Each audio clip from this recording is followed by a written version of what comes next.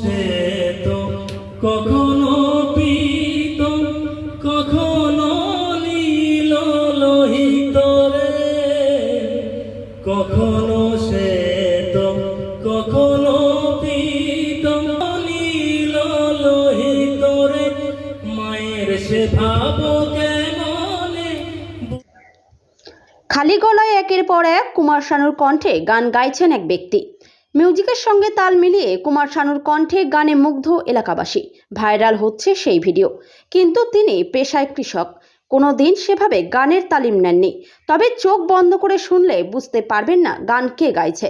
হুবহু কুমার শানু ও কিশোর কুমার সহ একাধিক সিঙ্গারের গলায় গান গেয়ে এখন ভাইরাল ফালাকাটা ব্লকের জটেশ্বর 2 নম্বর গ্রাম পঞ্চায়েতের দক্ষিণ জটেশ্বরের আমবাগান এলাকার বাসিন্দা নির্মল রায়। ইতিমধ্যে বিভিন্ন সোশ্যাল মিডিয়ায় রীতিমতো ভাইরাল দক্ষিণ জটেশ্বরের আমবাগান এলাকার বাসিন্দা নির্মল রায়। পেশায় কৃষক হলেও গানই তার আসল নেশা। এদিন নির্মল রায় বলেন, আমি ছোটবেলায় গান গাওয়া শিখেছিলাম, তারপর সংসারের চাপে সেভাবে গান শেখা হয়নি। কুমার শানু, কিশোর কুমার সহ একাধিক গায়কের গান গাইতে পারি, আমার ভালো লাগে তাই গান করি। জানা গিয়েছে নির্মল বাবুর পরিবারে রয়েছে 2 ছেলে এবং স্ত্রী সহ মোট 4 জন। রোজ সময় বের করে তিনি বাড়িতে গানের রেওয়াজ করেন। ইতিমধ্যে বিভিন্ন গান গেয়ে প্রশংসা কুড়িয়েছেন এই শানুকণ্ঠী। আমার নাম নির্মল রায়, আর বাড়ি আমার জটেশ্বর, তবে দক্ষিণ জটেশ্বর আমবাগান টপিস। তো এটা অনেক দিন মানে ছোট সময় থেকে আমি গান করার একটা আমার নেশা ছিল আর কি। তো ছোট সময় গান করছিলাম, এমনকি স্টেজ প্রোগ্রামও করছিলাম। তারপর সাংসারিক চাপে ওটা আমার বন্ধ হয়ে যায়। তারপরে কিন্তু আমি বন্ধ হয়ে গেলেও বাড়িতে যে আমার যে মানে প্র্যাকটিস আর কি, রেওয়াজ করে যাই, নিয়মিত করলে ভালো লাগে নিজেকে। হ্যাঁ, তো সেভাবেই করে যাই। হ্যাঁ, আমি একটু গানও শিখেছিলাম ছোটবেলায়। ছোট সময় গানও শিখেছিলাম। তা ছোটবেলায় তো অনেক অনুষ্ঠানও করেছেন। হ্যাঁ, অনুষ্ঠানে করেছিলাম। তারা বন্ধ হলো কত বছর আগে?